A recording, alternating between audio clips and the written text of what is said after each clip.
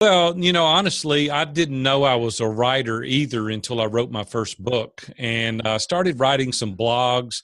And one day my grandchildren were over at the house, and I discovered something that maybe is helpful to other people as well. It was loud inside the house, and I've got to have it kind of quiet when I write. And I was writing a blog, so I put my earphones on. It's got the noise reduction, and I put Kenny G on. I love jazz, and so I put Kenny G on. And honestly, Dan, it took me to a place I've never been before.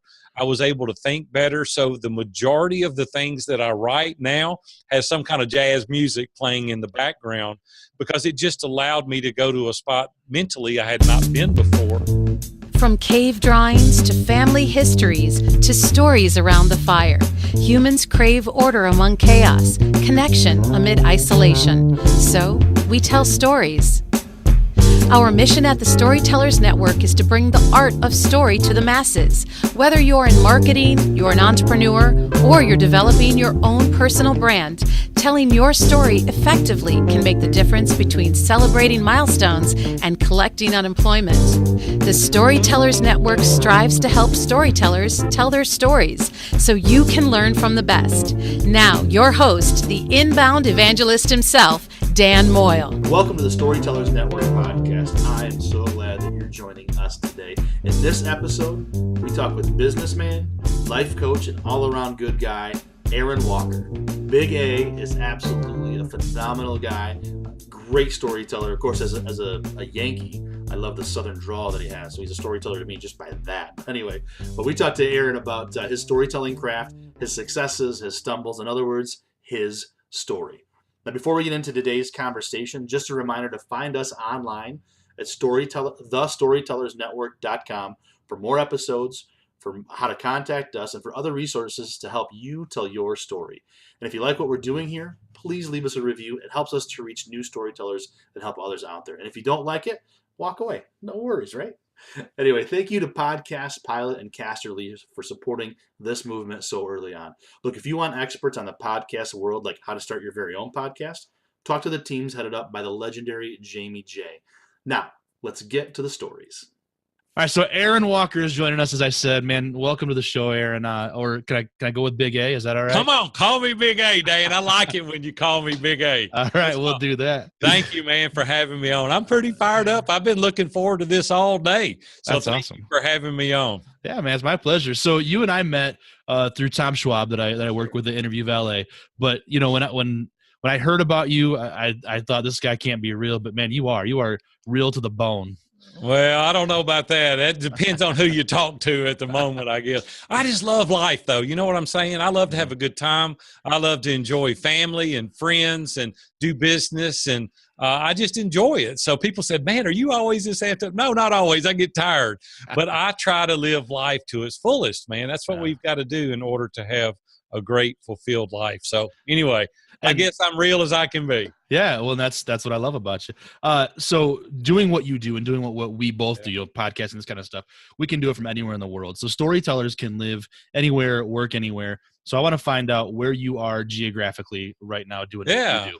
I'm in Nashville, Tennessee, just outside of Nashville, about 12 miles north of Nashville in Hendersonville, Tennessee.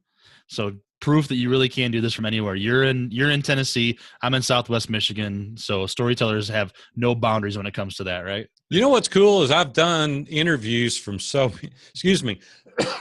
many places.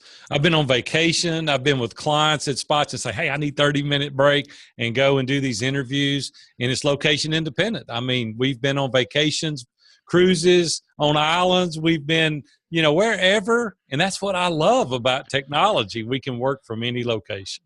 And do you find that those locations lend themselves to great places to find your storytelling skills as well, to hone those in? Yeah, I think it does. I think everybody needs a break a little bit. And when I'm on vacation, get rested up, it even gives you more energy and creativity.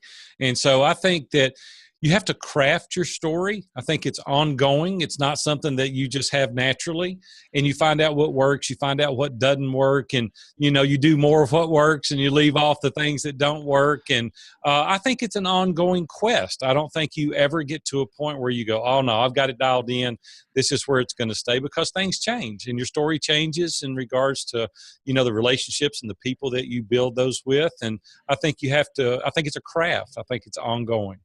And so you talk very naturally about storytelling. Have you always considered yourself a storyteller? No, my wife says I'm a storyteller sometimes, but that's not the same kind of story. Right. But, I was in bricks and mortar for, 30 years plus. And I've only been in the online space about 6 years now. And I'm finding a need to craft my story even better because we're reaching people nationally and internationally. And I can't necessarily say I was a storyteller early on. My dad really enjoyed life, and I love being with my dad. My dad was a great storyteller. So I guess I learned a little bit of it about being around my dad and watching him. People love to be around my dad. He was always the center of attention, the focus, the energy. He brought the energy. And I think I learned that through my dad. But I think that really for me, it's only been in the past 6 or 7 years. Now, as an audio storyteller, that energy is plain to see and hear. Can you transfer that into writing? Is that difficult to do? Well, honestly, I didn't know I was a writer either until I wrote my first book. And I started writing some blogs. And one day my grandchildren were over at the house, and I discovered something that maybe is helpful to other people as well. It was loud inside the house, and I've got to have it kind of quiet when I write. And I was writing a blog, so I put my earphones on. It's got the noise reduction, and I put Kenny G on. I love jazz, and so I put Kenny G on. And honestly, Dan, it took me to a place I've never been before. I was able to think better. So the majority of the things that I write now has some kind of jazz music playing in the background because it just allowed me to go to a spot mentally I had not been before. So try that. Some of you guys get blocked or you can't tell a story. Get some music. I can't do music with words. I've got to have just the music, because it disrupts you when they're singing. But that music in the background really helped me, and it really helps me to craft my story. And so now this time of year, we're right now in the calendar year, we're coming up on Christmas. So do you change the Kenny G regular to Kenny G Christmas music now? Or no? Oh, did I just lose my internet connection? Hold on.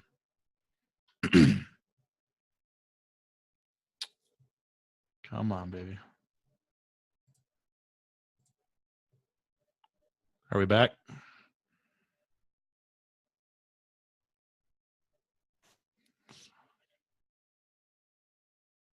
Darn it.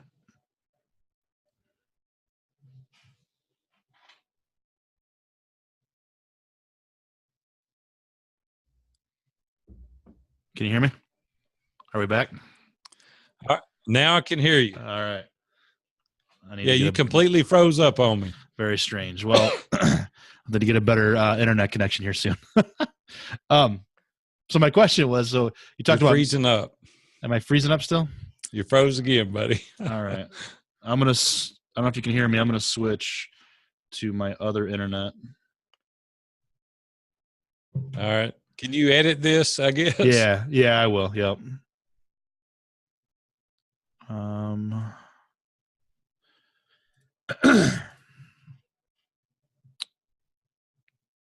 All right. How does I can hear you now. Is that better? All right. All right. Yeah, we'll edit the audio. Obviously, the video may just I may edit that too, but we'll see. All right. So we're back online. You're all right. You got me? Yep. I'm good. All right. Cool. All right.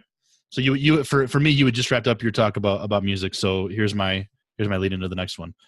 So Aaron, when it comes to music, then we're in the calendar year. Right now we're coming up on Christmas. So do you change from Kenny G regular to Kenny G Christmas music? No. Oh, it's just jazz music all the time. Just normal jazz music. No Christmas. Right on. Just jazz. Right on. So what is it that you love about storytelling in general or writing as well? Well, here's the thing. I think we learn best through stories. You can tell somebody something, but if you equate it to a story, I'll tell you, my grandchildren, I have 5 grandchildren, and they can get rowdy. You know how grandchildren are. But if I set them down and say, hey, Big A's got a story, I got something I want to tell y'all really neat, they'll sit there for hours and they'll listen to those stories. As soon as I get through the stories and I start preaching to them or start telling them, they're like gone. But when I'm telling a story, they lock in. And I think it's the same way with adults. When you go to hear great speakers, if they're up there giving you a bunch of data, and statistics and analytics to things, it's like, man, this is pretty boring. But when they tell you to lean in, they've got an important story, they've got something you can identify with it. And the more levels of detail you can put into the story, the better you hold their attention because they visualize themselves in that place. And I think it's very important to hold people's attention to tell great stories. So it's really about kind of connecting that on that personal, that deep level, isn't it? Does that translate over into your mastermind group? So Aaron, I know you run mastermind groups. So for the listeners to Storytellers Network, and it's called Iron Sharpens Iron. Right. When you think of yourself as a storyteller, does that translate into that as well? Do you guys tell stories to get your points across? Yeah, I think it goes, Dan, to every part of our lives, just to be honest with you, regardless, whether you're in sales, whether you're telling the story, or whether you're at church teaching a Sunday school lesson, or whatever it is, the more stories that you can tell, the better. It's just people remember it. They don't remember the data and the facts, but they remember those stories. And year in and year out, I have people come back. You remember when you told this story? You remember when you told this story? But when they never come back and say, oh, you quoted this statistic one time. And it's always, I remember it best when you told me that story. So we use it in Iron Sharpens Iron. We use it in View from the Top. I use it in coaching. I tell story after story after story every single day related to my 38 years of being an entrepreneur. I'd say, let me tell you a little story about when I was 35 years old and this happened. I'll tell the story. Let me tell you about what Robin and I did in 37 years of marriage. Let me tell you what we did at this point. Or let me take you back to when we first got married. Let me tell you a little story about that. They remember those things. I think storytelling is absolutely paramount for our success in whatever we're doing because people remember it. That's a great point right there. I love how you said that. Now, what's with that? It sounds so easy. What's one of your biggest challenges in storytelling? Well, keeping it interesting. The truth of the matter is when you're talking to a diverse audience, you want to be sure that your story is resonating with the audience. If it's one-on-one, it's relatively easy, but when it's a very diverse group, it's much more difficult. If you have both genders present, if you have, senior adults along with millennials, or if you have, it's much more difficult, I would say, in tailoring your story when the audience is so diverse. When it's one-on-one, it's much easier. Do you think different platforms of storytelling also present different kinds of challenges? Yeah, I think in-person live audiences absolutely are more difficult than it would be on a podcast interview, or it's much easier telling a story through written form, whether it be a blog or through a book, because you can edit and re-edit and edit some more and you can craft your message. But when you're like this interview right now, I've got to be very intentional, very deliberate. I've got to be paying attention because this is not rehearsed and we're going through different scenarios. And so, yes, I think the live aspect is much more difficult than it would be if you were doing it in written form. And do you think different, whether it's writing, not only do you get to edit, but you get to really very deliberately think about it when you're doing a video, let's say, Right. It's maybe rehearsed or whatever, but is it a different style of storytelling too? Do you build up to the climax differently if you're writing versus speaking? Well, yes, I think you do. And I think it's much easier to do it in written form, as we've already said, because you can choose your words. You can go back and edit those and put in a different word. You can change thematically where you're going. But when it's live, it's on the fly. You don't get that opportunity. You don't have that luxury to go back. And so I think the practice, Michael Port is a teacher that teaches people how to speak, and Kent Julian and some of those guys that teach you how to speak. I've personally never done that. I want to, because I know I have a lot to learn as well in public speaking and telling stories. I think my problem has been over the course of the past 7 years, I talk too long, too much without taking a break. And I'm learning to try to give shorter sentences and take a break. And so I'm really deliberately trying to practice on that a little bit more. So yeah, I think it's different in every arena. Yeah. Do you have a muse or an inspiration when it comes to your storytelling in general? I'm a person of faith. And so I pray regularly that God give me the things that I need to say to our audience. Some people may not be persons of faith, but for me, that's the insight, the inspiration. I read God's word. I pray on a daily basis for an hour to an hour and a half every day. And that gives me the inspiration that I need to tell the stories that I feel are applicable to that situation. And then do you, once you've had your time with the Lord and you've decided you're going to do this writing, do you set yourself up to in a quiet room, no grandkids, maybe the headphones in maybe, but do you specifically have any kind of a ritual that you go through to begin a story? Yeah. What really in writing, you're talking about writing? In writing, I do much better outside than inside. I have a patio. I live in the woods. We've got a lot of acres of woods around us, and there's a lot of nature there. There's deer and turkey and birds and squirrels and all that stuff. And I really have a clear mindset when I'm outside of the office. It's much more difficult for me to write and craft a story in the workplace because there's other things that need to be done. There's reminders going off, it's in a space where I'm taking care of business. But to be very creative for me, going outside really helps. Gotcha. That's pretty incredible. Or in a place that I'm not as familiar with, right? Okay. When I go on vacation, I can really craft messages. When I'm on the beach, when I'm in the mountains, the further away from home I get, the more creative I get. It's just that it separates the work and you get out of that frame of reference and it allows you to go to a different space mentally. And I'm a much better writer when I'm away. Gotcha. A slight shift from writing. What I love about you, Aaron, one of the things that I enjoy in being friends with you on Facebook and seeing everything that you do. And listeners, we're talking to Aaron Walker, businessman and life coach and author of View from the Top. One of the things I love, Aaron, is that is your Facebook Live. There again, you're a storyteller. I feel like I could just sit and listen to you, just tell me anything you want to tell me, and I'll just listen and learn. Are those pretty purposeful and laid out, or do you just kind of go off the cuff? How do you work in that Facebook Live storytelling world? It's kind of the same inspiration as I talked about earlier. I really think through the things that I feel are valuable, but sometimes I'm inspired to do different things. And it's kind of funny, in those that are visually seeing us now, I'll throw up my phone and go, Big A, coming to you live from the Station Camp Greenway. And I oftentimes will change my message after I say that. It's like I feel really led to say a certain thing. So they're a little bit tailored to take you to a certain place, but oftentimes some of the best ones that I've ever done was through a sense of inspiration, maybe something I'm dealing with, maybe many, many men are dealing with a certain situation in their life. This morning I did one on real estate because I've been seeing and hearing a lot lately about real estate. And I'm like, you know what? I've got 38 years experience in real estate. I think today would be a good topic for me to talk about some of my past experiences in real estate. And so I'll oftentimes tailor the message to fit whatever the need is presently in our community. But many times it's just factual things of life that I've experienced or in our marriage or with children or grandchildren. It's not tailored to the point that I won't change it. I'll change it on a dime, but I try to thematically take us through a certain arena over a course of time, and then I'll switch gears and go to the next thing. So a little bit structured, but not 100%. Interesting. Very cool. So so different than sitting down for a book. A Facebook Live might be it's totally different. Totally different. The book, we're very strategic. It's mapped out.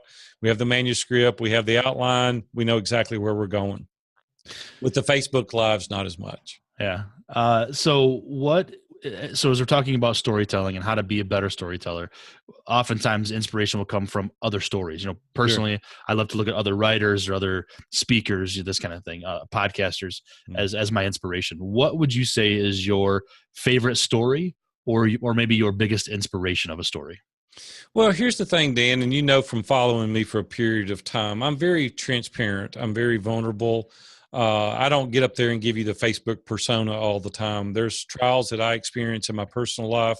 There's, you cut me, I bleed. I mean, I'm a real person. I deal with real feelings and I deal with real things and life challenges just like you do. You never get to an age or an income position where you quit dealing with troubles and trials.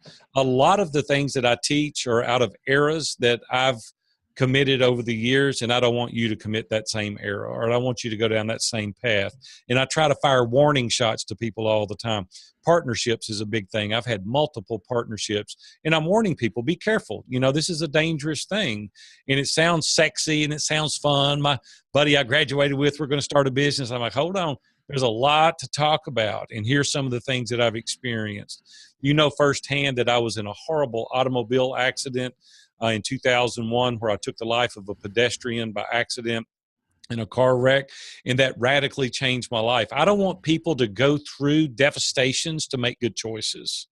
And so for me, I had to learn the hard way. I was a knucklehead, so I had to learn the hard way. But for me, now teaching how to live a life of success and significance came directly out of a hardship, a very, very, very horrific automobile accident. And I'm telling guys all the time, listen, you need to watch your health, because most people go on a diet after they've had a heart attack, or most people, implement good strategies once they've had a failed relationship or a partnership. And I'm saying, think through this now before that happens. And so a lot of the things that I teach come out of life experiences rather than just an inspiration from someone else. So much like Romans tells us, you can take something terrible and make something good out of it by learning from it, right? Well, the thing is I don't believe God wastes any failures, right? And we only learn in the valley. We never learn on the mountaintop. We never learn through success. We only learn through failure. And so I just want to encourage you that whatever's happened in your life to you, it's not the defining moment of your life from hereafter. It was a point in time in your life, and we choose to get up and move forward. And that's what I elected to do after the accident. It took a long time to work through that, but I chose mentally to get up and push forward. And that's what I'm trying to help people do. It's your decision. It's like happiness. It's a choice, not a trait. And we elect to be happy. This doesn't happen naturally. And it's the same way with the decisions that we make in our life on a daily basis. Great stuff, Big A. That's inspirational and deep. Something to think about definitely for the listeners. Let's switch gears just a little bit and get into a little bit of maybe tactical, a little bit of practical stuff here. Sure. With all of the noise out there in the world, whether it's social media, all these different avenues to go down, all Snapchat to Instagram to Facebook to whatever else, right? How are storytellers supposed to get their stories out today? Yeah. Here's the thing. There are so many platforms out there that you could use. And we've got a pretty good audience now, and it's pretty diverse, and it's growing pretty rapidly. But we have chosen to go after those folks on just a couple of platforms. We only have a couple of platforms. There's Snapchat this and all this, Pinterest, you name it, it's out there. And what Greg McCowan talks about in his book, Essentialism, most people are an inch deep and a mile wide. See, we want to be an inch wide and a mile deep. And the only way you can do that is to focus on one or two platforms. You don't have the bandwidth or the energy to do all the platforms. Nobody does. Now, if you're huge and you've got a big team, that's a different story. But if you're a solopreneur, you're a small entrepreneur, and you want to get your message out, you can be as effective as you need to choosing one or two platforms and being an inch wide and a mile deep. That's what we've chosen to do here at View from the Top. Did you choose those platforms by thinking about your audience or thinking about you and what you enjoyed? How did you decide on those? Yeah, well, obviously we deal with men because View from the Top, we coach men, and then Iron Sharpens Iron is a male. And so they're not on Pinterest for the most part, right? And there's a lot of Snapchat, the businessmen that I deal with are historically not on there. We do know that we have over 1 billion people on Facebook. And so most people, I can't say, but the majority of the people have a Facebook page. It was just easier for us to reach the audience where they're already at. LinkedIn is another big one that we spend a lot of time on. LinkedIn. Twitter is another one. So those are the three main platforms that we've chosen because the people that we're looking for are avatar, men 27 to 55 years old. That's where they're at. And I felt like I don't need to reinvent the wheel and force them to go somewhere where they're not. I felt like I needed to tell my story where they're already active. And how do you think that those social media platforms affect storytelling today in general, or for you kind of personally? Well, for me, here's the other thing, kind of dovetail into second part of your question, though, is that if you're not going to do it consistently, don't even do it. Because if you think that you're going to get on any platform and do it for 6 weeks and build an audience, it's not going to happen. I've done 3 to 4 Facebook Lives for years now. It's consistency, and that's why I've built an audience there. Same way with blogging. We do 3 blogs a week, and we've done that for years. Now we have hundreds and hundreds of blogs. Podcast interviews, over 500 now. I did 187 last year. I did 100 in 90 days this summer to promote our book. It's the consistency. And a lot of people are not willing to dedicate that kind of time, effort, and energy and the consistency. But your best tool, regardless of your platform, is the consistency. And I think about some of my colleagues like Dave Ramsey and Dan Miller.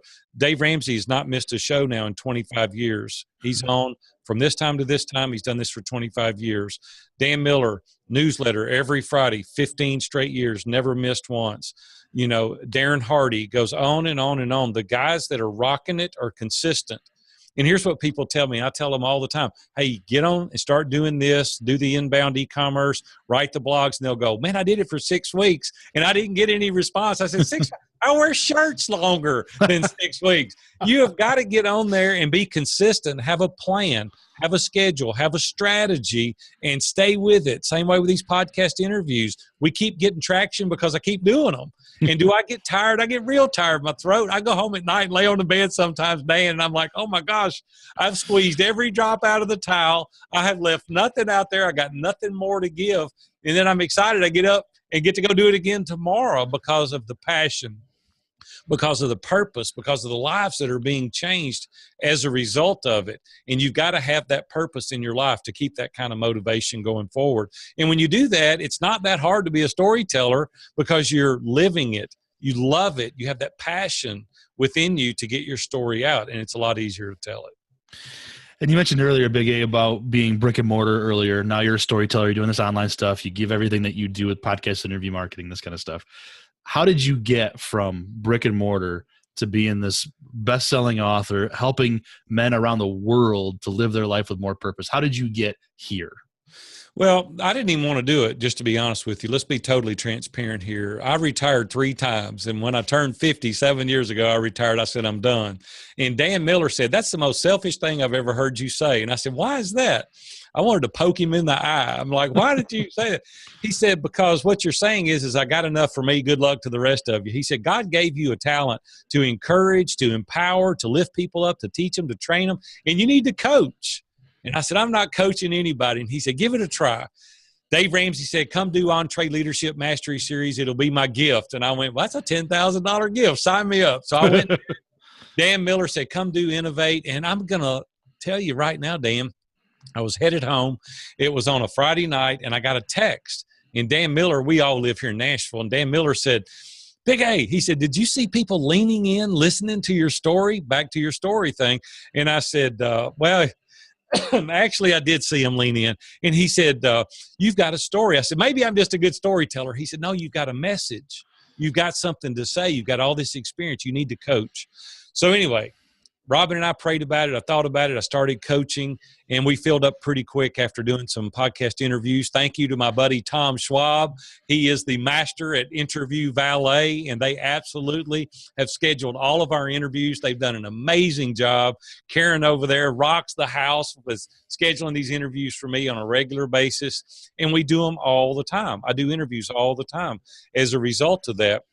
And I want to tell you, it's radically changed our business model because of the conversion rate, doing storytelling, doing podcast interviews to get our message out, transformed me from a brick and mortar to an online space strictly by just sharing deliberately and telling our story. But I have to take my hat off and give the kudos to Interview Valet. They have absolutely been a home run for us. Oh, that's really cool. Appreciate that. Yeah, I love. Yeah, I'm also very transparently. Obviously, I work for Interview Valet. I've been friends with Tom for years. Karen is my concierge. She places me on podcast interviews, and man, it's phenomenal, isn't it? It is so much fun talking story with people. Yeah, for full disclosure, I'm a partner in that business, so I don't want anybody to say, "Well, sure, you not happy with it." Well, because it works. Yeah. And it is a great organization, and telling your story just works. People love to listen to it.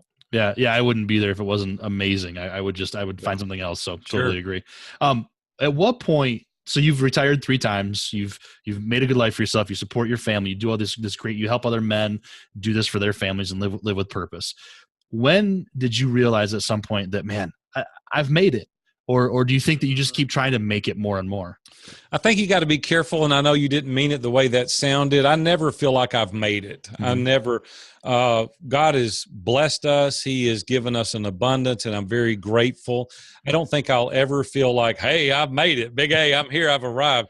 I don't want to ever feel like that. I want to be in constant personal development. I want to learn. You could compare yourself to anybody on either side. We've done a little better financially than a few, and I haven't even scratched the surface compared to others.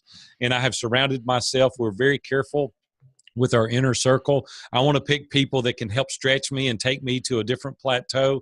But I don't think anybody ever gets to a point where they say, okay, I've made it, because it's a gift from God and it can be taken away from us as quick as we've gotten it. So I think we've got to handle it with kid gloves every day and just be very grateful, show a great sense of gratitude to what God has uniquely blessed our family with. So I think it's a constant challenge to constantly be perfecting our story, learning and growing and inspiring others. Is it one of those things too, where you're grateful for the milestones, and yet you want to continue to grow beyond them, right?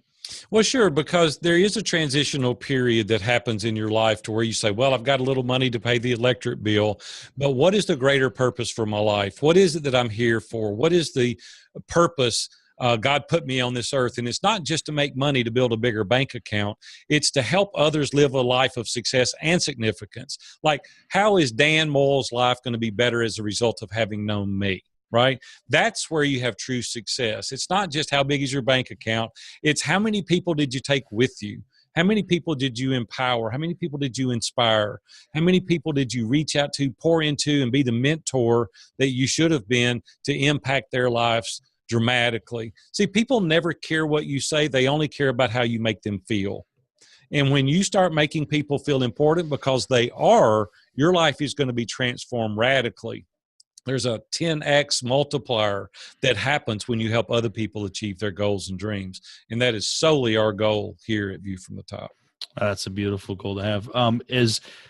As we get away from money in hand, cash in hand, and we move to electronics, of course, there's Bitcoin, cryptocurrency, all this stuff now. But we also have technology to make things, 3D printers and this kind of thing. Do you ever see a point where that reputation, that helping others, becomes more valuable to society? I mean, it's more valuable to us, but more valuable to society than money? That's a possibility. I haven't thought about that at all. I don't know that relationships are ever going to be trumped by anything. 3D printers, blockchain, Bitcoin, you name it. And those are all things that are out there, but nothing is ever going to trump a relationship between Aaron Walker and Dan Moyle, right? Me and Tom Schwab and other people.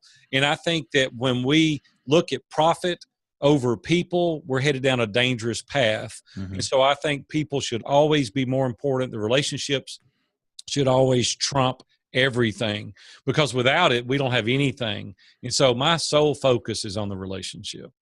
So that relationship, that reputation building is important, and always will be, always has been, always will be. Right? Yeah, we're never going to negate that ever, right? There's never going to be a point where that's not important. That's so true, Aaron. So Big A, if you could only tell one last story ever, what would you want to ever go out on? What would your last story be, do you think? Well, the thing is, as I've said earlier, I'm a person of faith, and I always teach my children and my grandchildren to put their faith and confidence in Christ.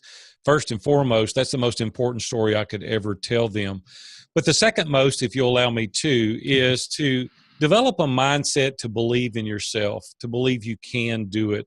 Because I'm a total believer, outside of physical limitations, there's nothing out there that you couldn't do if you set your mind to it. My mom had a saying, can't, couldn't do it, and could did it all. She would not allow us to say the word can't. She'd say, you might not be able to do it, but you're going to try. Well, by pushing me through that upper limit challenge, it has built self-esteem and self-confidence, which gives me the ability to try other things. There's nothing out there that I won't attempt to do. I mean, they're scary, right? And I get that. And a lot of people are fearful. They're afraid. And I teach people to not be afraid. Other people are not sitting around talking about your successes or failures. And I simply suggest that if you'll develop a mindset of I can do something and fear missing an opportunity more than you fear failure, you're going to have huge success in your life. And shortly on the heels of that is a great amount of significance. So that's the story I would like to leave the audience tonight. Believe in yourself and fear missing an opportunity more than you fear failure. Beautiful thought to leave it on, Aaron. I appreciate it. So Big A, if anybody wants to find you, what's the easiest way to do that? Yeah, just go to viewfromthetop.com and all the social media platforms are there. My email is there, my phone number. I'm pretty easy to find. So if you want to connect with us, and if you have any interest whatsoever in being involved in a mastermind group that will change your life radically, make an application to join Iron Sharpens Iron Mastermind Group, and I promise you, your life will never be the same. The transformation that will happen in your life as a result of surrounding yourself with non-biased people, people that you can trust, will radically impact your life. So reach out, viewfromthetop.com, make an application to join us in our mastermind, and I promise you, it will change your life. Perfect. Big A, thanks so much for being here with me today and for telling your story to our Storyteller listeners, man. You're awesome, Dan. We'll see you, buddy. Have a good one. See you. It. Oh, man, that was incredible. Thank you to our guest, Aaron Walker, Big A. Be sure to visit Aaron online at viewfromthetop.com. You can find those links down in the show notes. And if you enjoyed this episode, please consider sharing it all over the place, all right? Twitter, Facebook, LinkedIn, Instagram, Snapchat, email, text, anywhere that you can share it with other storytellers is always helpful. We appreciate it very much. And please consider leaving us a review. To our partners at Casterly and Podcast Pilot, thank you. Thanks for making the world of podcasts a better place. Jamie J and the team are terrific humans in general, and we'll be better off knowing them. Trust me. And without their support, the Storytellers Network would be just a dream. Until next time, here's to telling our stories, having stories